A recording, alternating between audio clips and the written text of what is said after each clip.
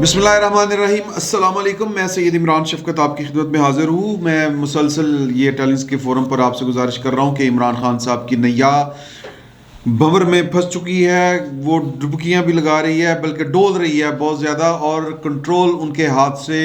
निकल रहा है। उनकी पार्टी का कंट्रोल उनके हाथ में नहीं है। पार्टी का डिसिप्लिन तितर बितर हो चुका है। मैंने आज तक कभी भी अपनी ज़िंदगी में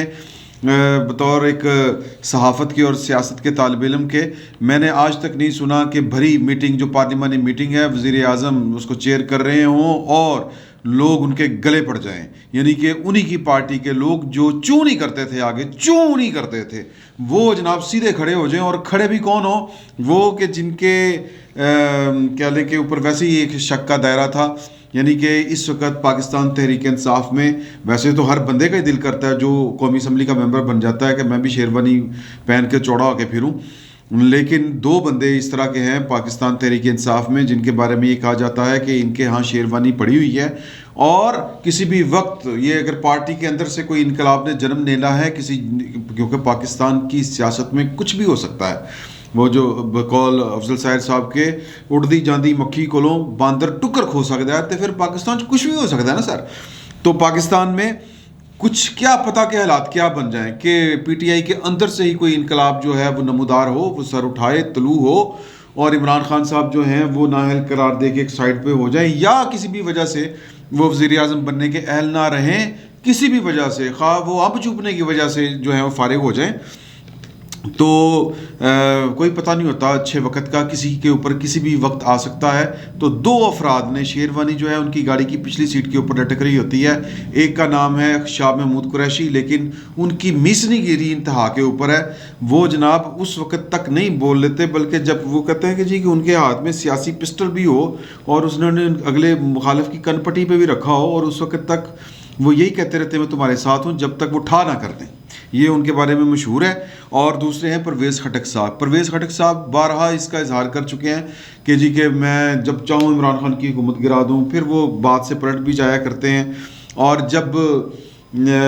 एक दौर आया था जब ये बातें शुरू हुई थी कि पार्टी के अंदर से ही एक पार्टी का ज़हूर हो और मामला जो है वो चलाएं, तो तब भी इन्हीं दो शख्सियात के नाम सामने आए थे। आज आप जानते हैं कि वज़ीर आज़म साहब के गले पड़ गए परवेज़ खटक साहब, और बात जो थी वो ज़ाहिर है कि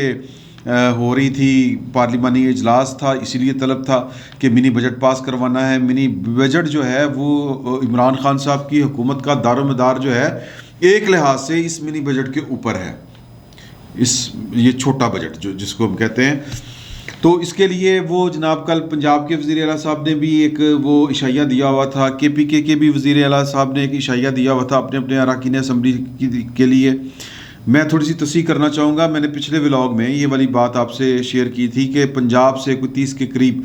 30 से ज़ायद जो अरकान असम्बली हैं, कौमी असम्बली PTI के अरकान, वो वहाँ पर नहीं मौजूद थे। तो उनकी गैर हाज़िरी नोट की गई और उनकी जो फहरिस्त तैयार करके वज़ीर आज़म को भिजवा दी गई कि पाए ढाड़े नाल ए हथ करूने वाले बंदे। तो मेरा ख्याल था, या मेरी उस तब तक की इतला थी कि KPK में इस तरह का सीन नहीं हुआ, यानी कि CM KPK के इशाइये में,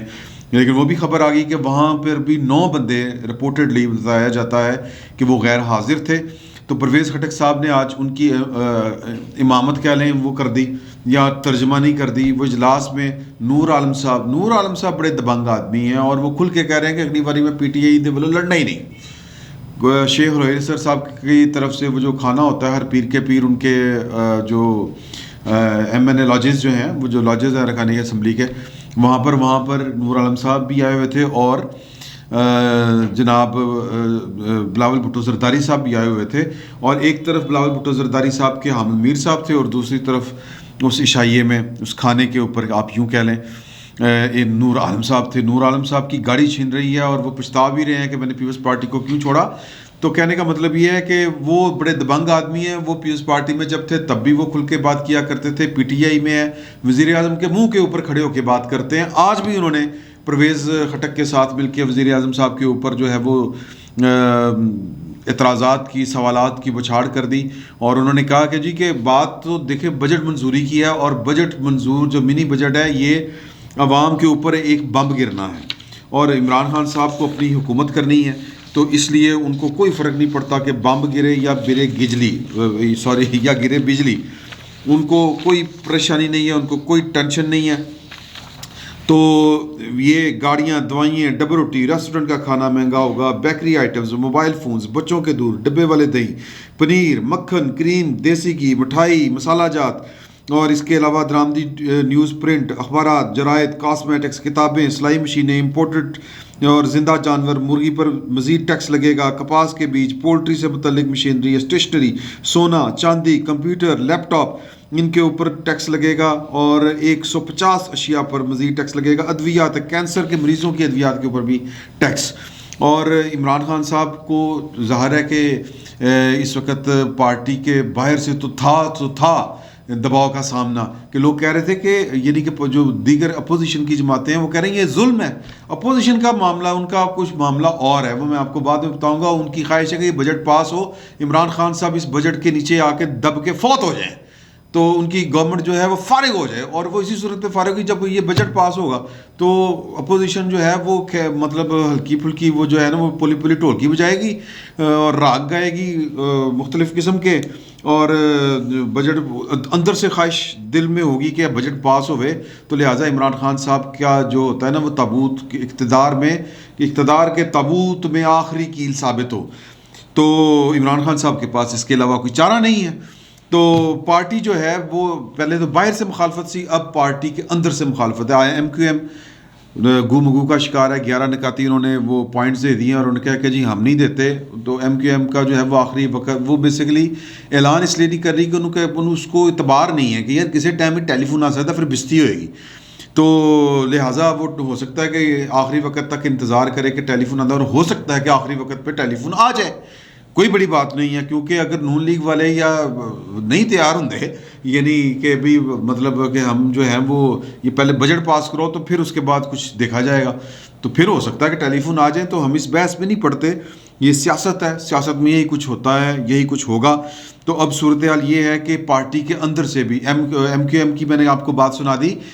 پی ایم ایل کیو یعنی کہ چودھری برادران کی پارٹی بھی اس جو مشترکہ پارلیمانی اجلاس تھا گورنمنٹ سائیڈ کا وہاں پر موجود نہیں تھے، جہاں پر عمران خان صاحب کی بستی کی پرویز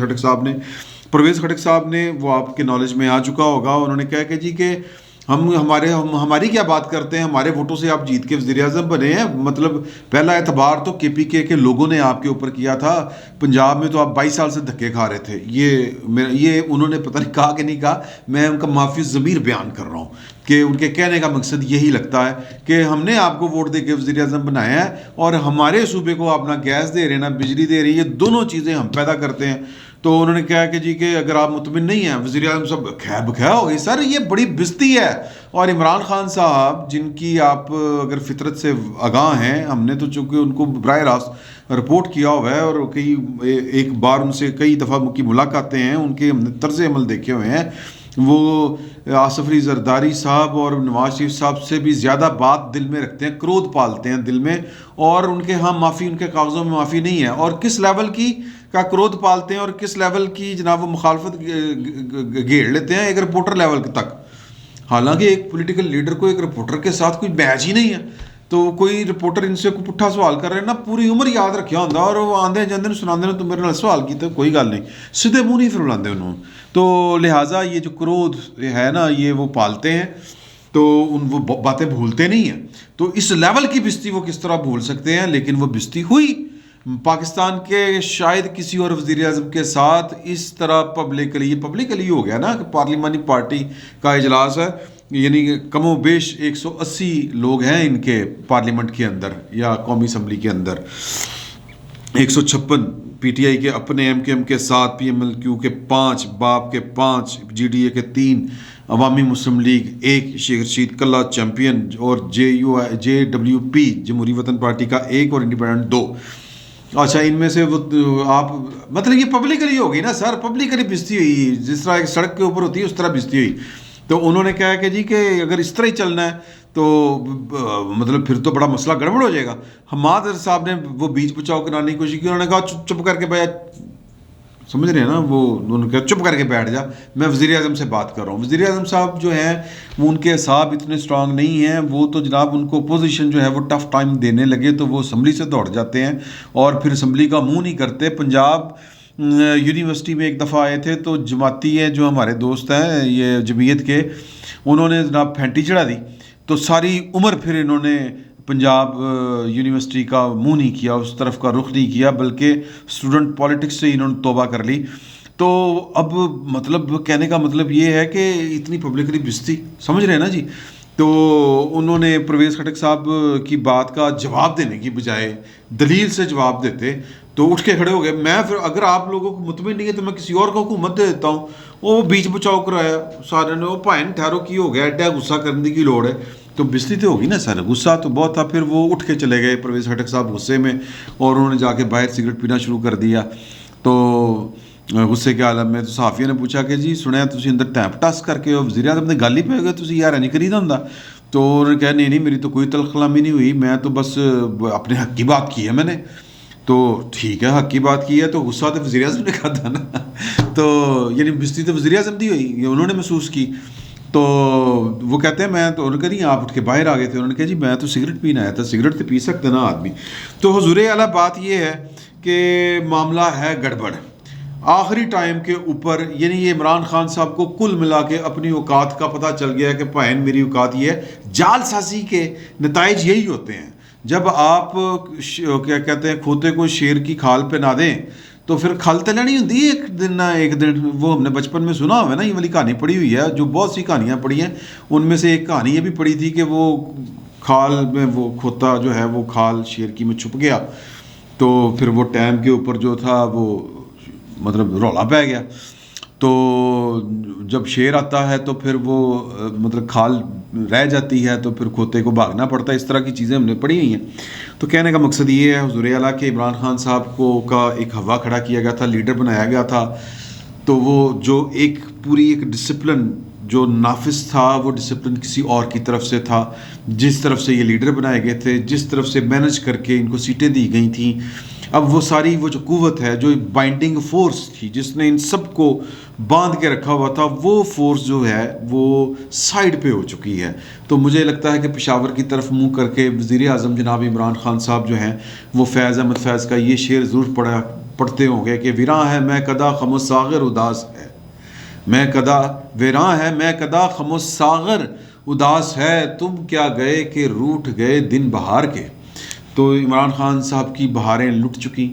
پھٹ چکیں، دوڑ چکیں، غائب ہو چکیں، خزاں جو ہے وہ حاوی ہے، خزاں طاری ہے، خزاں کا دور چل رہا ہے۔ اور آخری ٹائم کے اوپر اگر کوئی اپنی کسی وجہ سے کوئی فون کر کے ان سب کو کہ وہ انسان بڑھوئے بڑے تسی پالیٹیشین رہندے نہیں، جا کے ووٹ دو خان صاحب نو، تو پھر سارے لائن حاضر ہو جائیں گے اور ایک ہی صف میں کھڑے ہو جائیں گے محمود و ایاز، نہ کوئی بندہ رہے گا نہ کوئی بندہ نواز، سارے سجدہ بھی کریں گے، ووٹ بھی ڈالیں گے، بجٹ بھی پاس کروائیں گے۔ مسئلہ ایک فون کا ہے۔ تو عمران خان صاحب کو چاہیے یا تو بش کے جیتنے کے لیے 2 نفل رکعت نماز جو انہوں نے وہ تھی منت مانگی تھی، اس طرح کی منت مانگ لیں، یا پھر جا کے وہ کوئی ہاتھ پیر جوڑیں جناب کے، وہ کوئی جناب کوئی وہ چلا کاٹیں، کوئی تویز کاٹیں، کوئی پھونک ماریں، تو کوئی میرا مطلب ہے کہ ستاروں کی گردش جو ہے وہ تیز ہو، مطلب وہ جہاں پر وہ کہہ لیں کہ ان کی نیاز بندی ہے وہاں پر جائیں اور جا کے کچھ سجدہ کھڑکائیں، جس طرح وہ کھڑکاتے تھے، پاک پتن جا کھڑکایا تھا نا انہوں نے سجدے، تو ان کا خیال ہے کہ وہ ان سجدوں کی وجہ سے وزیر اعظم بنے، حالانکہ وزیر اعظم اس سجدے کی وجہ سے بنے جو انہوں نے منہ طرف، ایک تو ہوتا ہے منہ طرف قبلہ شریف، ایک طرف ہوتا ہے منہ طرف سیاسی قبلہ شریف، اللہ اکبر بھی نہیں کہتے، بس سیدھا سجدے میں گر جاتے ہیں۔ تو اقتدار تو اس سجدے کی وجہ سے ملا تھا، تو لہٰذا وہ بائنڈنگ فورس، وہ جو سیاسی تخلیق کار ہیں، ان کی جو تخلیق ہے وہ اب اس سے کوئی تعلق نہیں ہے، تو لہٰذا کام خراب ہے۔ عمران خان صاحب کے کنٹرولز خراب ہو چکے ہوئے ہیں، کنٹرول لوز ہو چکے ہوئے ہیں، اور مطلب کہ گڈی چلتی نظر نہیں آتی۔ قصہ مختصر کیوں نظر نہیں آتی؟ ڈھیروں وجوہات ہے، اور جو سرے دے اتنے گنڈ ہے وہ میں نے آپ کو بتا دی کہ فون نہیں آ رہے، وہ رابطہ نہیں ہے، وہ محبت نہیں ہے، وہ جو لے کے چل رہے تھے وہ اب ساتھ نہیں ہے۔ فی الوقت اتنا ہی. بہت بہت شکریہ.